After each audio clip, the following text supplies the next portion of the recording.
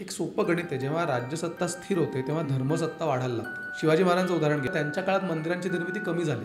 जगदीश्वराचं मंदिर आहे कसबा पेठेतलं, अगदी बोटावर मोजणारी मंदिर आहे. त्र्यंबकेश्वरचं मंदिर आधी मशीद होतं, नानासाहेबांनी मशीद पाडली, औरंगजेबाने मशीद बांधली होती जुन्या ज्योतिर्लिंगावर. काही काही टेम्पल्समध्ये ना दरवाजावर स्नेक्स वगैरे असतात आणि एक कीर्तिमुख म्हणून एक फेसचा शेप असतो. पद्मनाभ मंदिरमध्ये खाली काही डोअर्स होते तळघरामध्ये, आणि शिवाय एक डोअर असा होता की त्यामध्ये कोणत्याच प्रकारचं लॉक वगैरे नव्हतं, स्नेक्सचं चित्र होतं. त्यामुळे लोकांना असं वाटलं की हे उघडल्याने काहीतरी अनिष्ट होईल. तर शंकराने थोडा वेळ विचार केला की काय करता म्हणून त्याला सांगितलं की आता माझ्याकडे तर काही खायला नाही, तू तुलाच खाऊन टाक. त्यांना असं दिसलं की त्याने सगळं शरीर खाऊन टाकलंय, आता तू त्याचे हात तोंडामध्ये टाकतोय आणि असं खाणारच आहे त्यांना. शंकर जोरात हसले. नागांची पूजा आपल्याकडे पूर्वापार का होते? कारण माणसाच्या मनात भीती आहे. अनेक वेळेला असंही दिसलंय की ज्यांच्या घरामध्ये खोदल्यानंतर जे काही गुप्तधन दिसले त्यांना असं दिसलं की ते नाग बसलेलं आहे. आधीच्या 5-6 दरवाजांमध्ये खूप सारी संपत्ती सापडली. मे बी त्यामध्ये खूप काही जास्त असू शकते किंवा काहीतरी एखादी अनमोल गोष्ट असू शकते. तिच्या रक्षणासाठी मग ज्ञानेश्वरांना काय मिळालं? जीवनमुक्तीच मिळाली. गीतेतलं सगळं सारे ते लोकांपर्यंत सोप्या शब्दात पोहोचवलंय. त्यांचं काम होतं, त्यांना तो पर्पज लवकर कळला आपल्यापेक्षा. शिवमात्मानी पश्यंती प्रतिमासू न योगिनः. तुम्ही एक बिंदू घ्या, काही घ्या, टूल म्हणून तुमच्याकडे काही, मी माईककडे पण फोकस करतो. ध्यानाचे नियम मध्ये आहेत गोष्टी. सो मूर्ती त्याच्यासाठी तयार केली आणि हे क्लिअर कट सांगितलंय. का मग मंदिरं बांधली गेली किंवा का ही तीर्थक्षेत्र विकसित केली, याचं कारण 120 कोटी लोकांना हे कळत नाही. मग सगळ्यांचे आत्मे भटकत राहतील.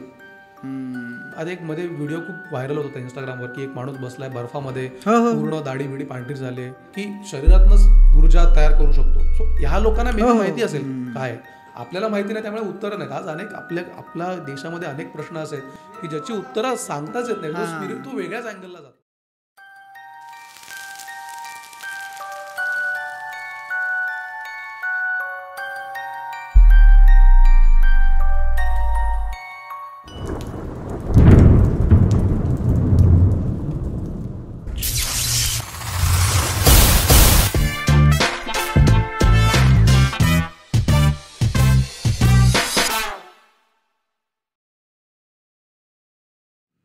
कैलास लेणीबाबत माझी एक थेरी आहे. आता ह्या थेरीला सपोर्ट नाही आहे, बट काय ना, राष्ट्रकूट काळात जेव्हा ही लेणी खोदली गेली 8व्या शतकामध्ये, राष्ट्रकूट राजा कृष्ण याच्या कारकिर्दीतील सगळी लेणीचं खोदकाम झालं. ॲक्च्युली कैलास लेणीला खोदकाम आधीपासून चालू होतं. कारण कैलास लेणीमध्ये एकूण 34 वेरूळच्या ह्याच्यात, कैलास हे हिंदू मंदिर आहे पण 34 एकंदर लेणी आहेत. बाकीच्या लेणी त्यातली 1 ते 10 क्रमांकाचे बौद्ध लेणी आहेत, मग पुढनं हिंदू लेणी चालू होतात आणि शेवटचे 4 जैन लेणी आहेत. सुरुवातीला बौद्ध लेण्यांचं काम ऑलरेडी चालू होतं, त्यामुळे ती एक जागा एक्झिस्टिंग होती. फक्त त्या जागेमध्ये एन्हान्समेंट झाली की आता आम्ही पुढे हिंदू लेणी करतो. मग राष्ट्रकूटाचे काही नंतर आले ते जैन पंथाचा पुरस्कार करणारे होते, त्यांनी मग शेवटी जैन लेणी करून घेतली. बारीक बारीक मलबा आहे ना, तो टाकून दिला असणार कुठेतरी. आता एक्झॅक्टली कुठे टाकला तो सापडत नाही आता, पण जे काही मोठे दगड निघाले असतील त्याचा वापर बाजूच्या गावांमध्ये घरं बांधण्यासाठी किंवा एक शहर वसवण्यासाठी कदाचित झाला असावा. मध्ये काही एक्सकॅव्हेशन झाली होती, त्याच्यामध्ये देवगिरीचा किल्ला आणि ते वेरूळ लेणं याच्यामध्ये एक मोठं पठार लागतं वाटेत. तर त्या पठारावर तिथे राष्ट्रकूट कालीन एक शहर होतं किंवा त्यांची राजधानीसारखं ठिकाण होतं, त्याचे अवशेष सापडले. बरं. तर त्याच्यामुळे असं वाटतं की जर ते राजधानीचं ठिकाण असेल किंवा मोठं शहर जर असेल, कारण आता एवढं मोठं वेरूळ लेणं खोदतायत याचा अर्थ आजूबाजूला मोठी सेटलमेंट असणार. तर ती सेटलमेंट उभारण्यासाठी सायमल्टेनियसली की इकडनं दगडाचा मोठा ओढका काढला की जाऊन तिकडे त्या घरासाठी वापर कर. माझ्या मते कदाचित जे मोठे मोठे दगड आहेत ना ते तिकडे वापरले गेले असावेत. अदरवाईज एवढं मोठं बाहेर तो दगड काढला तो कुठेच दिसत नाही. त्यातला जो बारीक चुरा आहे तो तर गेला असणार आणि आता 1300 वर्षानंतर ते अजून चुराची बुकटी झाली असणार. पण जे मोठे मोठे दगड निघाले असतील ते दगड मात्र त्या सेटलमेंटसाठी किंवा त्या शहराच्या उभारणीसाठी वापरले असू शकतील, कारण तिथेच जवळ ते राष्ट्रकूट काळातलं शहर सापडलं. म्हणून मी सांगतो एक सोपं गणित आहे. जेव्हा राज्यसत्ता स्थिर होते तेव्हा धर्मसत्ता वाढायला लागते. बरोबर. शिवाजी महाराजांचं उदाहरण घ्या. शिवाजी महाराजांच्या वेळेला राज्यसत्ता स्थिर नव्हती, प्रयत्न चालू होते ना, स्वराज्य आपल्याला वाढवायचं आहे, स्टेबल करायचं आहे, खूप शत्रू होते. त्यामुळे त्यांच्या काळात मंदिरांची निर्मिती कमी झाली. माहीच आहे, जगदीश्वराचं मंदिर आहे कसबा पेठेतलं, अगदी बोटावर मोजणारी मंदिर आहे. मंदिरावर हल्ले होत होते, पाडली जात होती. परंतु शिवाजी महाराजांकडे एवढे पण पैसे नव्हते की डायरेक्ट जाऊन ते कोटीच्या कोटी रुपये मंदिराला देतील. त्यांनी त्यांच्या परीने मंदिरांची निर्मिती केली का? तर डेफिनेटली केली. पण राज्यसत्ताच स्थिर नव्हती. 50 ठिकाण एकदा मंदिर बांधायला घेतलं आणि 100 ठिकाणावर हल्ले झाले तर काय उपयोग? राज्याभिषेकाचा खर्च वसूल करायला सुरतेवर मोहीम काढायला लागली. पैसा तर नव्हताच ना. मंदिरांची निर्मिती कधी दिसते? पेशवे काळामध्ये. ती पण नानासाहेब पेशव्यांच्या काळात दिसते. बाजीरावांनी पण मंदिरं नाही उभारली. नानासाहेबांच्या काळात जेव्हा आपल्या सर्व मराठा सरदारांनी राज्य किती मोठं केलं बघा. उत्तरेमध्ये आपल्याला होळकर दिसतात, पवार, सगळे शिंदे, सगळे उत्तरेतनं आक्रमण होणार नाहीत हे इन्शुअर केलं. दक्षिणेमध्ये पण आपले घोरपडे वगैरे सगळे सरदार कर्नाटकात जम बांधून बसले होते. आता दोन्हीकडनं आक्रमण होणार नाहीत हे जेव्हा कन्फर्म झालं तेव्हा मंदिरांची निर्मिती. मग त्र्यंबकेश्वरचं मंदिर आधी मशीद होतं, नानासाहेबांनी मशीद पाडली आणि त्याच्यावर उभारलेलं मंदिर आहे ज्योतिर्लिंग. औरंगजेबाने मशीद बांधली होती जुन्या ज्योतिर्लिंगावर. इथल्या लोकांनी रिक्वेस्ट केली त्र्यंबकेश्वरच्या आणि मग ती मशीद पाडून रितसर मंदिर उभारलं. काही टेम्पल्समध्ये ना दरवाजावर किंवा मूर्तींच्या कार्विंगच्या शेजारी किंवा एखाद्या ओपनिंग एंट्रीवर स्नेक्स वगैरे असतात आणि एक कीर्तिमुख म्हणून एक फेसचा शेप असतो. बऱ्याच जणांना ती काय एंटिटी हे अजून पण माहीत नाही, ते थोडंसं क्लिअरिफिकेशन पाहिजे मला. आणि जसं पद्मनाभ मंदिरमध्ये जर बघितलं की न्यूजमध्ये फार वेळ चालली होती ती न्यूज की खाली काही डोअर्स होते टेम्पलच्या तळघरामध्ये आणि ते ओपन केल्यानंतर करोडोची संपत्ती बाहेर निघाली. आणि शिवाय एक डोअर असा होता की त्यामध्ये कोणत्याच प्रकारचं लॉक वगैरे नव्हतं, बट फक्त 2 स्नेक्स किंवा I don't know quantity, but स्नेक्सचं चित्र होतं. त्यामुळे लोकांना असं वाटलं की हे उघडल्याने काहीतरी अनिष्ट होईल. बरोबर. पण हे स्नेक्स काढणं किंवा हे कीर्तिमुख देणं हा काय प्रकार होता मंदिरामध्ये? आता ह्याच्या बाबतीत थोड्याशा अंधश्रद्धा आहेत. मी कीर्तिमुखची मी पहिली गोष्ट सांगतो, मी तो आपला विषय. येस. आता ही पुराणातली गोष्ट आहे. एक जालंधर नावाचा पृथ्वीवर एक राजा होता आणि त्या राजाने असं म्हणतात की संपूर्ण पृथ्वी जिंकलेली होती. सगळं त्याला जे जे काय हवं होतं ते सगळं त्याला मिळालेलं होतं. त्याला एकदा कुणाकडे तरी कळलं की शंकराचं नवीन लग्न झालंय पार्वतीसोबत आणि पार्वती अत्यंत सुंदर स्त्री आहे. तर त्यांनी आता पार्वतीची अभिलाषा धरली की मला ही पाहिजे. त्यांनी राहू नावाच्या एका दैत्याला शंकराकडे निरोप घेऊन पाठवलं की जालंधराने असं मी सगळ्या पृथ्वी जिंकलेला तो आहे आणि त्यांनी त्याला आता पार्वती हवे. तो गेला शंकराकडे राहू निरोप घेऊन सांगायला. आता असं कोणी मागितल्यावर कोणी 2 मारणार. शंकराने पण एक दैत्य तयार केला राहूला खाण्यासाठी म्हणून. आणि जेव्हा तो 11 वेळेकरा दैत्य बघितला तेव्हा तो राहू घाबरला. आणि तू दयाची भीक मागायला लागला. आणि शंकर आपल्याला माहिती आहे की कोणी दयाची भीक मागले की भोळा शंकर माफ करून टाकणार. त्याला ते राहूला माफ केलं. तर ज्या राक्षसाला तयार केलेलं होतं तो म्हणाला की अहो तुम्ही तर मला खायला केलेत त्याला, तर मला भूक लागली, मला काहीतरी खायला द्या. तर शंकराने थोडा वेळ विचार केला की काय करता येईल म्हणून त्याला सांगितलं की आता माझ्याकडे तर काही खायला नाही, तुलाच खाऊन टाक. आणि मग शंकर एका काहीतरी कामामध्ये किंवा काहीतरी व्यस्त आले. थोड्याने बघितलं तेव्हा त्यांना असं दिसलं की त्याने सगळं शरीर खाऊन टाकलंय, आता तो त्याचे हात तोंडामध्ये टाकतोय आणि असं खाणारच आहे त्यांना. आता शंकर जोरात हसले आणि ते असं म्हणाले की हे काय मी वेगळंच काहीतरी तयार केलंय, सो आता आजपासून तुला कीर्तिमुख म्हणून ओळखलं जाईल आणि तुझं स्थान हे माझ्या मंदिराचा जो उंबरठा आहे त्या उंबरठ्यावर असेल. याचा पर्पज काय, येणारे जाणारे जी लोक आहेत यांची इतकी पापं आहेत ती तुला खाता येतील. कारण त्याला कायम त्याला तू कायम भुकेलेलाच आहे. त्यामुळे इतकी पापं तुला खायला मिळतील की कायम तुझी कधी भूक म्हणजे तुला असं कधी भुकेलेलं आहे असं वाटणारच नाही. कारण एवढी लोक येणार या सगळ्यांची पापच असणार. ओके. पण त्याचं स्थान हे उंबरठ्यापाशी आहे technically as per the story. आणि हे जुन्या काळातल्या मंदिरांवर आपल्याला दिसतं. आणि पुढे 100-200 वर्षांनी कदाचित बदल काय झाला ते लोकांना ना ते डिझाईन म्हणून फार आवडलं. ओके. हे काहीतरी वेगळं चित्र दिसतंय. मग ॲक्च्युली कीर्तिमुखाची शिल्प कसं असलं पाहिजे, हात त्याच्यामध्ये तोंडात असले पाहिजेत, त्याचा चेहरा 11 वेळ कराळ असला पाहिजे आणि डोळे लालबुंद असले पाहिजेत. सो हे त्या गोष्टीतलं वर्णन आहे की तो असा दिसत होता. मग अशा टेम्पलमध्ये आहेत ना. आता अशाही मूर्ती आपल्याला काही ठिकाणी दिसतात की तोंडामध्ये हात त्याने टाकलेले आहेत, चेहरा 11 वेळ कराळ आपल्याला दिसतो. नंतर त्याचे तोंडातले हात पण गेले, फक्त डोळे मोठे राहिले. आणि ते शिल्प घेऊन मग कुठेतरी शिखरावर लाव, कुठेतरी खांबांवर लाव, मंदिराच्या बाह्य भागावर कर, मग त्याचा डिझाईन म्हणून वापर व्हायला लागला. अच्छा. सो त्याच्या मागची गोष्ट कदाचित विस्मृतीत गेली असेल आणि लोकांना वाटलं हे डिझाईन खूपच भन्नाट आहे, खूप भारी दिसतं हे, आता हे डिझाईन म्हणून त्याला मोटिफ मोटिफ म्हणून शब्द आहे तो सगळीकडे त्यांनी मोटिफ म्हणून डिझाईन म्हणून ते वापरायला सुरुवात केली. तो ह्याला म्हणतात कीर्तिमुख. सो कीर्ती, कारण तो कीर्ती मंदिराची पसरवतोय म्हणून त्याचं नाव कीर्ती आणि तो मुख म्हणजे चेहरा. सो हे झालं कीर्तिमुख. पण त्याचं खरं स्थान उंबरठ्याच्या इथे आहे जे अजूनही मंदिरांमध्ये आपल्याला दिसतं, परंतु त्याचा वापर बाह्य भागावर सुद्धा आपल्याला होताना तो दिसतो. सो हे झालं कीर्तिमुखाच्या बाबतीत. दुसरी गोष्ट म्हणजे नागांचं. तर नाग आता ही देवता पण आहे आणि ही देवता कशी आहे, ही देवता मिक्स देवता आहे. म्हणजे नाग हा एक तर पूर्ण सर्पाच्या रूपात दाखवला जातो, हा एक भाग. दुसरा भाग म्हणजे तो अर्धा मनुष्य अर्धा साप असाही तो दाखवला जातो. आणि नागांची पूजा आपल्याकडे पूर्वापार का होते, कारण माणसाच्या मनात भीती आहे. सुरुवातीचे जे देव आहेत आपल्याकडचे ते माणसाला भीती वाटते म्हणून आपण पूजा करतो. आता तुम्ही जंगलात बघा ना, कुठेतरी वाघाची पूजा होते, तर वाघ काही देणार नाही म्हणून नाही, तो भीती काय आहे, तू काय मारू नको आमचं, आम्ही तुझी पूजा करतोय, तू आम्हाला काहीतरी तुला हवं ते सगळं देतो, पण आम्हाला त्रास देऊ नको. यातल्या बऱ्याचशा पूजा या भीतीतनं आलेल्या आहेत. म्हणजे हे स्टेटमेंट कदाचित त्याच्या स्टेटमेंटवर लोकांचा आक्षेप असू शकतो, पण माझं वैयक्तिक मत असं आहे की बरेच जण देवतेची पूजा की देव मला काहीतरी करेल म्हणून करतात. वास्तविक पाहता देव काहीच करत नाही. देव कुठल्या भक्ताचं काय वाकडं करणार, कधीच करत नाही. पण अनेक लोक मी जर ह्याची नमस्कार केला नाही तर माझं काहीतरी वाईट होईल. सो ही भीती सुरुवातीपासून माणसाच्या मनात आहे. सो नागाची पूजा का करतो, म्हणजे नाग हा शेतकऱ्यांचा मित्र वगैरे सगळं खरं आहे की उंदीर वगैरे खाऊन टाकतो, पण एका बाजूला भीती पण आहे की तो घरामध्ये येऊन कुठेतरी चावतो आणि कुठेतरी मरतं आणि मग तुझी पूजा करतो. आणि मग नंतर हळूहळू की मी दोन्ही प्रघात आहेत की पूजा करतो की तो रक्षक आहे. आपण म्हणतो ना की गावागावांमध्ये बघा की एखादा नाग जर फिरत असेल तर आपण त्याला मारत नाही का, तो त्या जागेचं रक्षण करतोय की मग कुठेतरी मग त्या गोष्टी पसरायला की इथे गुप्त धन आहे, मग त्याच्या गुप्त धनावर तो पहारा देऊन बसलेला असतो. सो या सगळ्या गोष्टी आहेत, यांना सायंटिफिक काही एक्सप्लेनेशन नाही आहे. या थोड्या अंधश्रद्धा आहेत की नाही आम्ही मारत नाही त्याला, कारण तो आवारात फिरतोय सगळीकडे, तो ह्या सगळ्याचा रक्षक आहे. त्याला काही काही ठिकाणी क्षेत्रपाल असंही म्हटलं जातं की तो त्या क्षेत्राचं रक्षण करतोय.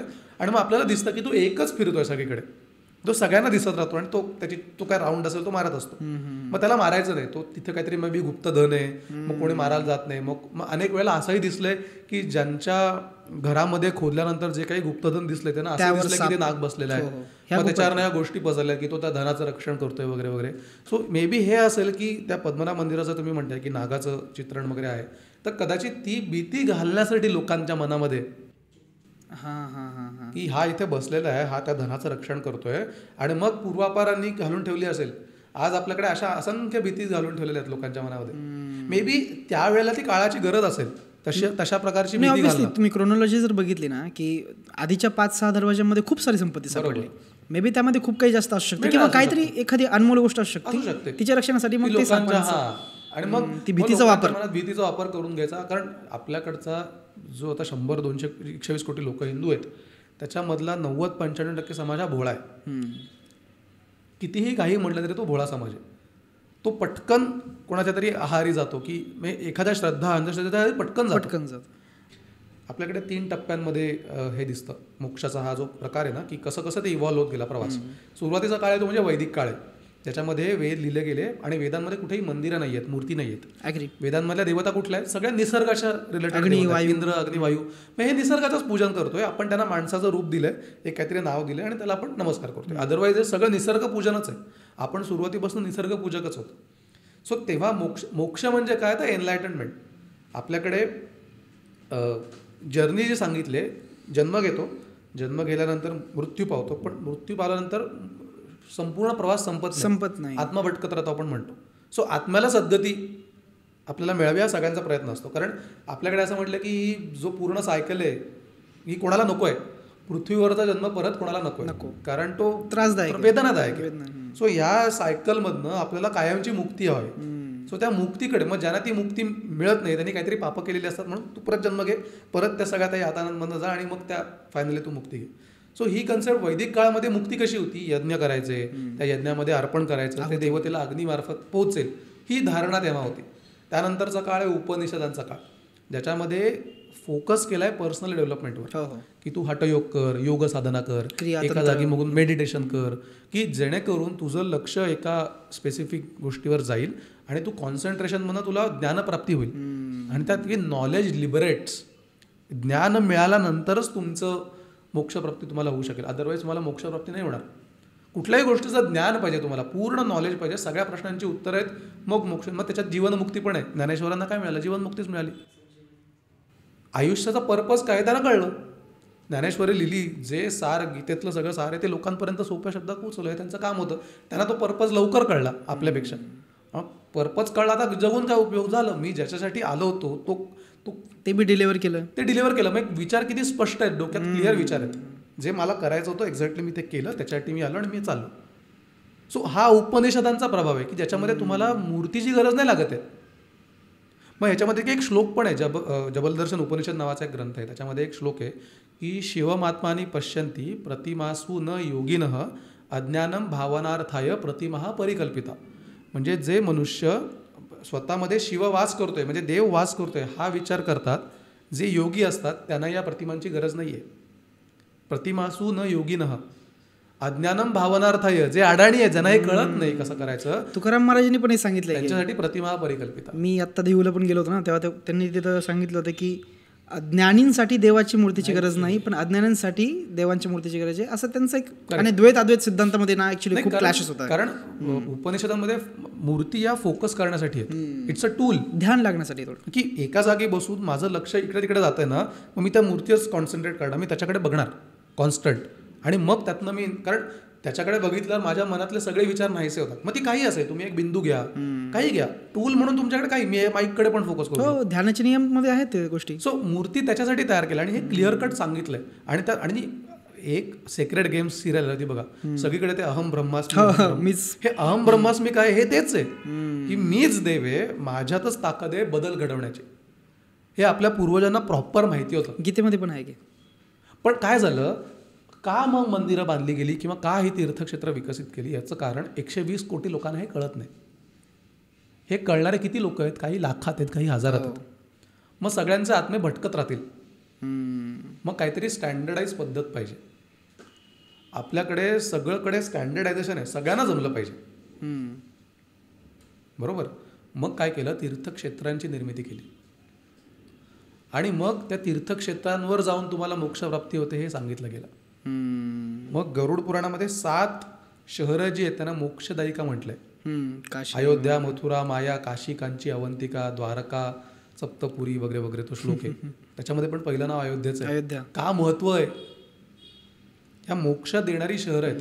आणि तीर्थक्षेत्र का म्हणतात, क्षेत्र म्हणजे ठिकाण, तीर्थ म्हणजे पाणी. कुठलंही मंदिर पाण्याच्या जवळ असलं पाहिजे, पण ते तीर्थ ना, ते मानस तीर्थ आहे. म्हणजे पाणी हे तुमच्या मनाचं सिम्बॉलिक आहे. जनरली मोक्षप्राप्ती हवी असेल तर मनामधले षड्रिपू बाहेर काढले पाहिजे, काम, क्रोध, मद, मत्सर. सगळ्यांना जमत नाही. मग सिम्बॉलिक काय, तू जा त्या गंगेमध्ये 3 वेळेला स्नान कर. सो ते स्नान मनात करायचंय, म्हणजे मनात डुबकी मारायची, जे काही आहे ते आतच आहे, पण त्याला पाण्याचं सिम्बॉल दिलंय. मनात डुबकी मारणं सगळ्यांना जमत नाही, अगेन सेम प्रॉब्लेम. मग तू काम कर, तुझ्या गंगेच्या पाण्यात डुबकी मार 3 वेळेला आणि मग तू शुद्ध झालास. हे स्टँडर्डायझेशन. छोटासा प्रश्न पडला मला फक्त, पण ह्या गोष्टीने ऍक्च्युली मोक्ष मिळतो का? मग नाही, आता ही मोक्ष थेरॉटिकल कन्सेप्ट आहे. कोणी बघितलं मेल्यानंतर काय? आपल्याकडच्या बऱ्याच कन्सेप्ट थेरॉटिकल आहेत. मे बी आधीच्या लोकांना माहिती असेल, मी असं नाही म्हणत, मी बघितलेलं नाहीये. किंवा आता जे आपल्याकडे आहेत, हे मधला जो ब्लॅक पिरियड होता आपल्या इतिहासाचा, त्यामध्ये काही लोक असतात. आता नागा साधू बघा ना, हिमालयामध्ये जो जाऊन, एक मध्ये व्हिडिओ खूप व्हायरल होत होता इंस्टाग्रामवर, की एक माणूस बसलाय बर्फामध्ये, पूर्ण दाढी बिडी पांढरी झाले, की शरीरातनंच ऊर्जा तयार करू शकतो. सो ह्या लोकांना मे माहिती असेल काय, आपल्याला माहिती नाही, त्यामुळे उत्तर नाहीत. आज आपल्या देशामध्ये अनेक प्रश्न असेल, मे बी तो आता सांगताच येत नाही. तो वेगळ्याच अँगलला जातो. येस, तो स्पिरिच्युअल अँगल झाला, थोडासा स्पिरिच्युअल अँगल झाला. मग तिसरा मार्ग की भक्ती मार्ग आला. मग उपनिषदांमधनं जेव्हा या मूर्ती तयार करायला लागले ना, तेव्हा या सुरुवातीच्या मूर्ती नुसत्या झाडाच्या पारावर ठेवल्या आहेत, कुठेतरी घरात ठेवले, अशाच असायच्या. मग नंतर गरज वाटायला लागली की आता ह्यांना छत दिलं पाहिजे आपण, कारण लोक भक्तीकडे वळले. मग आता कर्मकांड आली, म्हणजे तो सगळा मोक्ष भिक्ष ते गेलं खड्ड्यात. आता ह्याची पूजा करायची. ह्याला काय लागतं, सोमवारी याला शंकर असेल तर बेल लागतो, पांढरं फुल लागतं, या गोष्टी वाढायला लागल्या. मग प्रदक्षिणा मार्ग, म्हणजे त्याच्या मागची जी संकल्पना होती की का आणली, ती लांब राहिली. आता झाली भक्ती प्रॉपर. मी ह्याची पूजा म्हणजे ह्याची करणारच, म्हणजे हाच माझ्यासाठी, हा जे काय देतोय ते हा देतोय. जे काही इमॅजिनरी ती गोष्ट आपण आणून बसवली तिथे देव म्हणून. आणि मग आता पंथ व्हायला लागले तयार, शैव वैष्णव. कुठलाही पंथ वाढायचा असेल तर 50 गोष्टी तयार करायला लागतात. कल्ट ज्याला आपण म्हणतो, हा कल्ट आहे. शैव वैष्णव काय पंथ आहेत, संप्रदाय आहेत. मग पुराणं लिहिली गेली 3ऱ्या ते 8व्या शतकात, कारण जोरदार वाढवायचा होता पंथ. मग शंकरांनी ह्याला मारलं, शंकरांनी त्याला मारलं, स्टोरीज तयार केल्या. बरं, त्याच्यामध्ये पण 2 पंथांमध्ये वाद व्हायला लागले. मग शैव वैष्णव सगळे. मग एक पंथ सांगायला आला की शिव श्रेष्ठ कसा आहे, दुसरा सांगायला आला की वैष्णव श्रेष्ठ कसा आहे. मग विष्णूने, मग सगळेजण, कोणाला काही जमलं नाही की शंकराकडे जातात. त्याचा अर्थ असा की तुला जमत नाही म्हणजे तू त्याच्यापेक्षा श्रेष्ठ नाहीयेस, तू कमी आहेस त्याच्यापेक्षा. सो ह्या गोष्टी लिहिल्या गेल्या.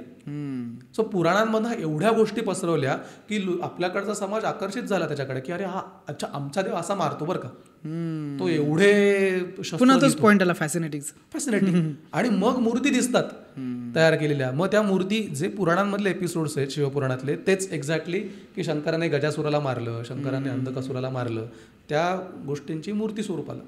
मग मारताना तो आमचा देव काय तलवारीने फक्त तलवार नाही, तो एका वेळेला 50 शस्त्र घेऊन लढतो.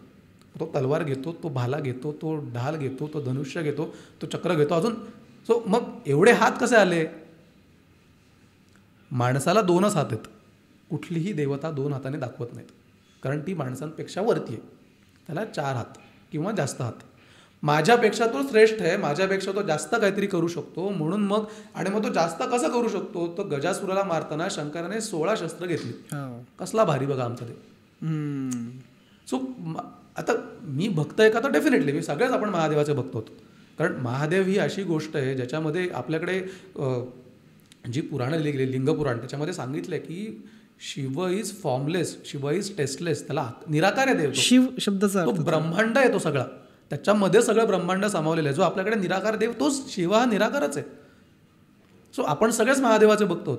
पण मग पंथ वाढणार नाही ना. निराकार म्हटल्यावर पंथ कसा वाढेल? फॅसिनेशन काय?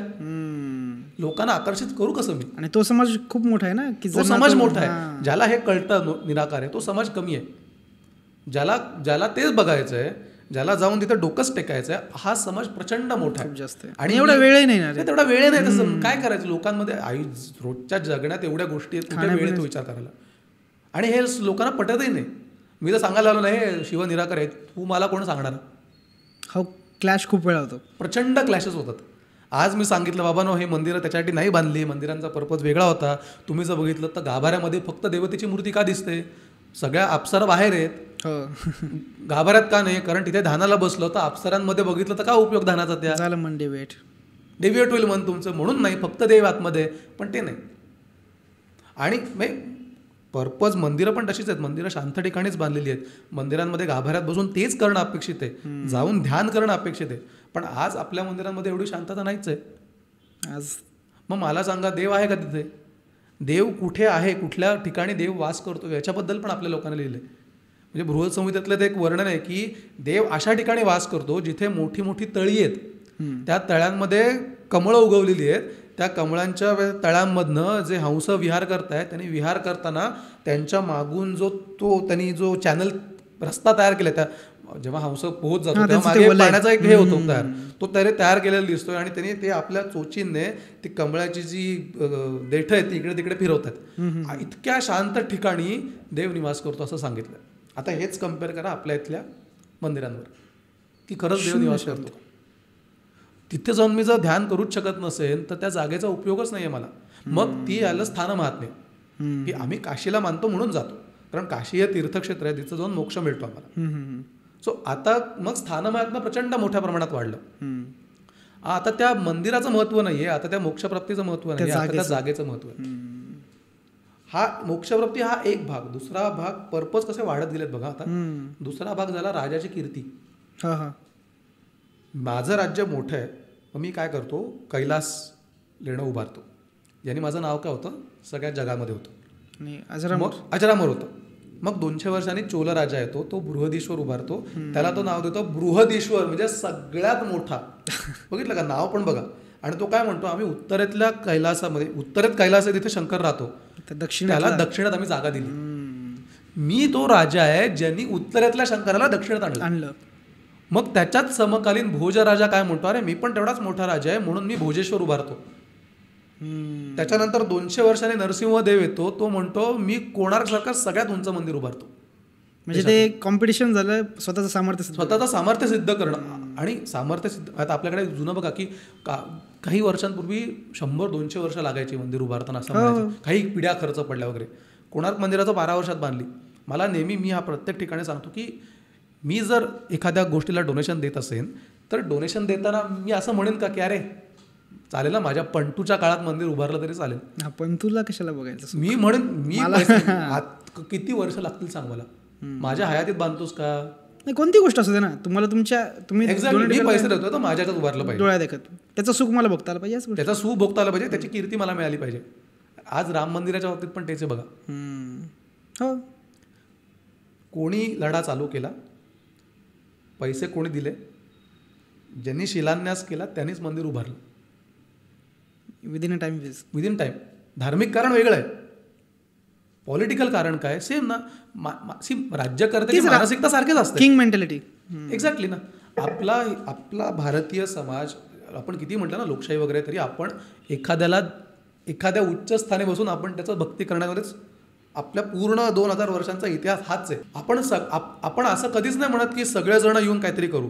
आपण काय म्हणतो, आम्ही येतो सगळेजण, पण आम्हाला कोणतरी असा माणूस लागतो, आम्ही त्याच्या मागे जातो. आणि तो जितका फॅसिनेटिंग असेल तितका आपला समाज आणखीन त्याच्या मागे जातो. सो सगळ्या राजांच्या बाबतीत हेच व्हायचं आणि राजाने त्याचा खुबीने वापर केला. दुसरी गोष्ट की नाव तर झालं, हा तर एक वेगळा भाग. तिसरी गोष्ट की इकॉनॉमिकल डेव्हलपमेंट पण होते. आज गव्हर्नमेंट स्पेंडिंग जे करतं, आज सरकार तर सरसकट मंदिरं उभारू शकत नाही, कारण आपण बाय नेचर सेक्युलर आहेत की कुठल्या धर्माचा पुरस्कार सरकार करणार नाही, राईट. तेव्हा तर काही अशी अडचण नव्हती, कारण राजे हिंदूच होते, हम बोले सो कायदा. सो इकॉनॉमिकल डेव्हलपमेंट, आत्ता रस्ते उभारतात, धरणं बांधतात, जेणेकरून रोजगार मिळतो. तेव्हा रोजगार कसा मिळेल, ज्याला गव्हर्नमेंट स्पेंडिंग आपण म्हणतो की राजाच्या तिजोरीतनं खर्च होतोय, बरोबर. तो रोजगार कसा आहे, तो रोजगार मंदिरं बांधून आहे. कोणार्कसाठी 1200 लोक काम करतात 12 वर्ष, म्हणजे 1200 घरं चालतात. ऑब्व्हियसली म्हणजे 10-15 हजार लोक तो राजा 12 वर्ष पोचतोय सलग. ही 1200 बांधणारी लोक म्हणतोय, पण जिथनं दगड आणला, त्याच्याकडनं लाकडं आणली, सो ट्रॅव्हल करणं, ती इकॉनॉमी कशी वाढत जाते बघा. आणि 12 वर्षानंतर मंदिरं बांधल्यानंतर तिथे येणारे प्रवासी वेगळे. नाही, आज पण होतंय ना अयोध्येच्या बाबतीत रोजगार किती झालेत. आज मी अयोध्या सोडा, कोविड पिरियडमध्ये मंदिरं उघडा ते सांगत होते. याचं कारण काय होतं, एका मंदिरावर एक माणूस नाही अवलंबून, खूप आहे. पानं फुलं विकणाऱ्यापासून त्याच्यापासनं तिथले असलेले हॉटेल, तिथे असलेल्या खानावळी, तिथे प्रवास करून आलेला एसटीचा रेव्हेन्यू. अयोध्येत आज 1 लाख लोक जर जात असतील तर प्रत्येकजण किमान 500 रुपये खर्च करेल. 500 मी कमीच सांगतो. 500 लोक तर दानपेटीतच टाकतात. पण अयोध्येमध्ये 1 दिवस तरी राहणार माणूस, म्हणजे तिथली हॉटेल्स वाढली. म्हणजे मंदिर उभारला हा भाग वेगळा, पण एका मंदिरावर, कंबोडिया उदाहरण, कंबोडियातलं अंकोरवाटचं मंदिरावर अख्ख्या देशाची अर्थव्यवस्था चालत होती, एक मंदिर चालवतं. हे आपल्याला राज्यकर्त्यांना कळायला पाहिजे आता की रोजगार निर्मिती प्रत्येक वेळेला मोठ्या मोठ्या कंपन्या नाही, सगळेच जण काही कंपन्या नाही उभारू शकत ना. मग आता सरकारने केलं बघा, प्रमोशनल करणं, की भारताच्या बाहेर कशाला जाता, पहिले देश फिर विदेश. आज आम्ही पण तेच म्हणतो की ठीक आहे, विदेशात जाऊन बघितलं पाहिजे सगळं. देशाटन आपल्याकडे पण सगळ्या संतांनी केल्याने देशाटन की भारत नुसता फिरायचा का, तुम्ही समृद्ध होता हा भाग वेगळा, परंतु तिथल्या भागाची इकॉनॉमी चालू राहते. आणि हा जो प्रकार आहे हा फक्त आपणच करू शकतो. हे मनात जर तुमच्या असेल, देशभक्ती असेल, किंवा आपल्या देशामध्ये, कारण शेवटी परकीय आपण दुबईत जातो तो बाहेर खर्च करून त्या देशाला फायदा होतो, आपल्याला काहीच होत. लक्षद्वीपचं झालं आता, किती लोक जायला लागली. अंदमान पैसा इथेच खेळला पाहिजे, हे आधीच्या लोकांना कळलेलं होतं की इतकी भव्य मंदिरं उभारायची की इव्हेंच्युअली जर त्या मंदिराचं नाव माझ्यापर्यंत पोहोचलं तर मी जाणारच आहे बघायला. काशी यात्रा, अशा गोष्टी लिहून ठेवलेल्या आहेत बरोबर की आयुष्यात एकदा तरी काशीला जाऊन आलंच पाहिजे.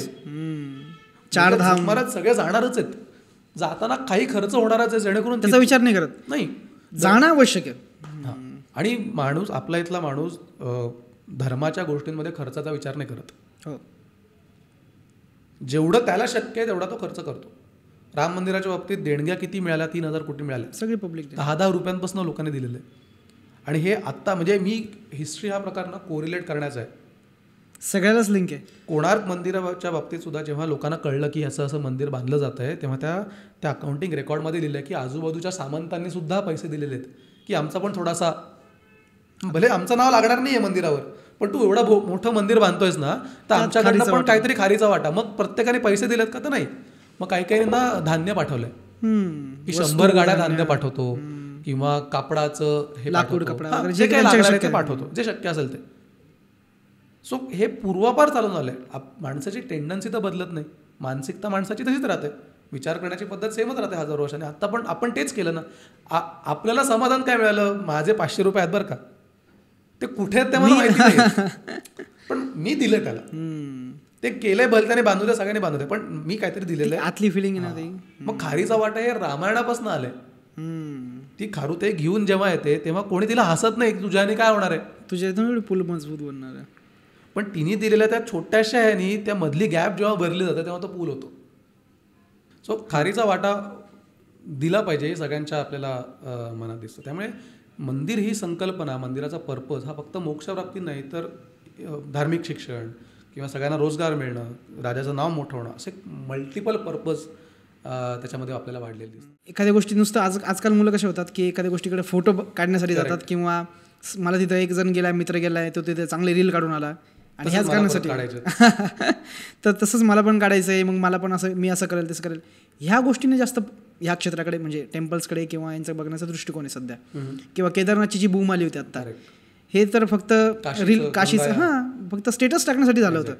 पण ॲक्च्युली लोकांना हा पर्पज समजला पाहिजे, याच्यासाठी तू काय एफर्ट करतो? आता हे तर बरोबर आहे की सध्या आपल्याला रील्स खूप दिसतात, पण मी यातनं पॉझिटिव्ह असं बघतो की आत्तापर्यंत काहीच होत नव्हतं. तर त्या मानाने रील्सच्या माध्यमातून का होईना आता तरुण पिढी जाऊन किमान ती गंगा आरती अटेंड करते किंवा हम्पीला जाऊन बघते वगैरे, व्हॉट एव्हर. सगळेच जण अभ्यास करतील का, तर डेफिनेटली नाही. प्रत्येकाचा इंटरेस्ट वेगळा असू शकतो. आम्ही ॲज अ हिस्टोरियन म्हणा किंवा इतिहास अभ्यासक किंवा वाचक म्हणून काय प्रयत्न करतो, तर एकतर पुस्तकांचं लिखाण चालू असतं जे अशा लोकांसाठी असतं ज्यांना ह्यात खरोखर इंटरेस्ट आहे. स्वतः माझी 2 पुस्तकं तर प्रकाशित आहेतच, काही पुस्तकं अजून या वर्षामध्ये येतील. आम्हाला रील्सच्या माध्यमात थोडं नंतर कळालं की अरे या माध्यमातून पण आपल्याला लोकांपर्यंत पोहोचता येऊ शकतं. आणि मग आता आम्ही टूर्सच्या माध्यमातून सगळीकडे मंदिरांमध्ये जात असतो. मग तिथे आम्ही काढून की जाऊन तिथलं एखादं शिल्प समजावणं किंवा तिथला इतिहास सांगणं, हे आता प्रकार आम्ही चालू केले. महत्त्वाचं काम आहे. आणि मग ते आमच्या इंस्टाग्रामवर असेल किंवा फेसबुकवर असेल, चॅनल्सवर असेल आमच्या, ते आम्ही सगळीकडे एक शेअर करत असतो. फार काही एडिटिंग वगैरेच्या फंदात पडत नाही, पण मेन फोकस असतो की कंटेंट किती आपण जास्त चांगला देऊ शकतो. सो तो त्यातनं प्रयत्न आहे. आणि मग एका मिनिटामध्येच ती क्रिस्प माहिती कशी बसवता येईल. म्हणजे एकाच गोष्टीवर मी 10 मिनिटं बोलू शकतो, पण 10 मिनिटं बघणारा ऑडियन्स नाहीये, त्यामुळे तो एका मिनिटातच मला बसवायचा आहे. आजही आम्ही जेव्हा स्टॅटिस्टिक्स बघतो की पहिल्या 30 सेकंदानंतर लोक जातात, it's very challenging to create. But यातनं मे बी मी म्हणतो की 1000 लोकांनी बघितलं आणि त्यातनं 10 लोक जरी एखाद्या त्या मंदिराला जाऊन आले तरी आपला पर्पज सॉल्व्ह झाला. आणि हे कसं आहे ना, हे एकाचं काम नाहीये. आता हा पॉडकास्ट आपण केला, सो तुमच्या माध्यमातून काही 1000 लोकांपर्यंत आपण आणखीन पोहोचणार आहोत. बरोबर. मग तिथनं आणखीन काही लोकांना वाटेल की आपण इकडे गेलं पाहिजे, तिकडे गेलं पाहिजे, हे बघितलं पाहिजे, किंवा या विषयाकडे आपण अभ्यास म्हणून बघितलं पाहिजे, किंवा आपल्या पूर्वजांनी काहीतरी केलंय याचा जाणीवेतनं आपण त्या मंदिरांमध्ये गेलं पाहिजे. पण याला वेळ लागेल. आत्तापर्यंत कमी प्रमाणात होत होतं, आता ते थोडं ॲम्प्लिफाय व्हायला सुरुवात झालेली. आणि बऱ्याच लोकांना आता उत्सुकता आहे की अरे आमच्या, मग मला असे मेसेज येतात की अरे आमच्या गावात पण एक मंदिर आहे बरं का, तिथे पण एक मूर्ती आहे, मग ही मूर्ती कुठली आहे, मग तुम्ही आमच्या गावात आलाय का, असे प्रश्न मला खूप येतात.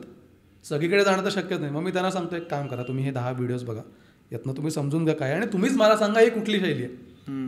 सो मी नेहमी समजतो की इतिहासाचे ना 4 भाग पडतात. त्याच्यामध्ये सगळ्यात प्रकार आहे तो म्हणजे अवेअरनेसचा.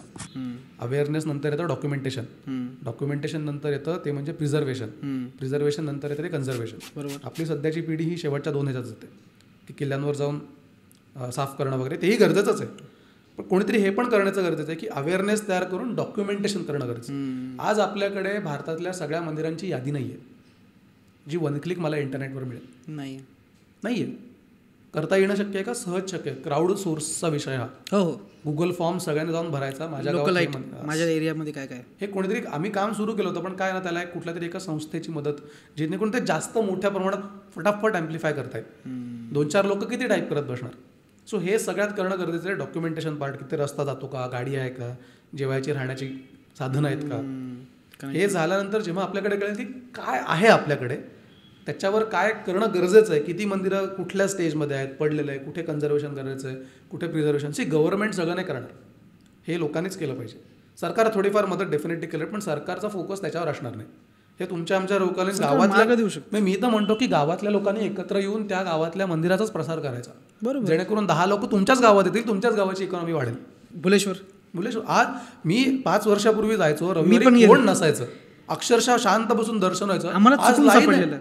आज रविवारी गेलो तर लाईन लागते, म्हणजे एका अर्थाने चांगली गोष्ट आहे. हो, आपण चांगलंच सांगतोय की प्रचार जर झाला. असं अजून किती मंदिर असतील भुलेश्वर सारखे, किती सुंदर आहेत, पण ते आता माहित नाही. मी आता भुलेश्वरच्या ठिकाणी 4 लोक स्टॉल टाकून बसायला लागले विकायला.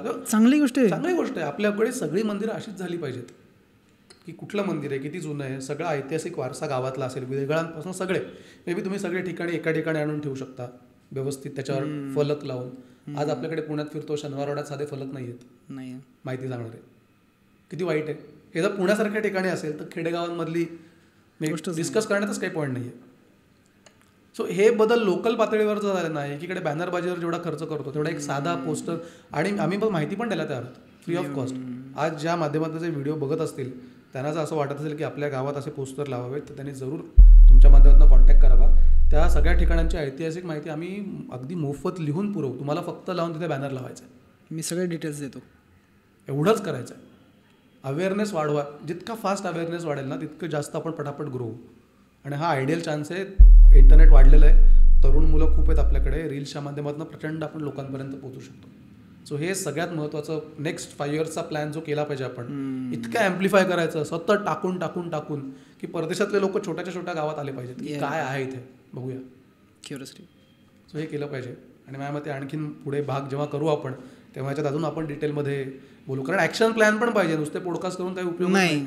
जर ऐकणाऱ्यांना ॲक्शन प्लॅन असला तर ते त्याच्यावर जास्त करायचं काय, मोटिवेट होतात, पण करायचं काय त्याचा मे बी एक पॉडकास्ट आपण फक्त ॲक्शन प्लॅनवर करू नक्की, की कसं केलं पाहिजे, काय केलं पाहिजे आणि त्याच्यासाठी आम्ही काय मदत करू शकतो.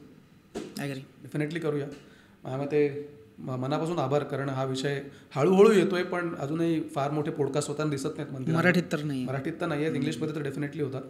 पण तुम्ही पुढाकार घेतलात, थँक्स टू यू. येस, तुम्ही आज दोघांचं म्हणजे काय कोणी करतच नाही आणि तुम्ही पुढाकार, कारण आम्ही माहिती सांगायला तयार आहोत पण कोणीतरी समोरनं पण विचारणारं पण पाहिजे. एक्झॅक्टली. सो त्याच्यासाठी मनापासून आभार आणि करत राहू आपण असे.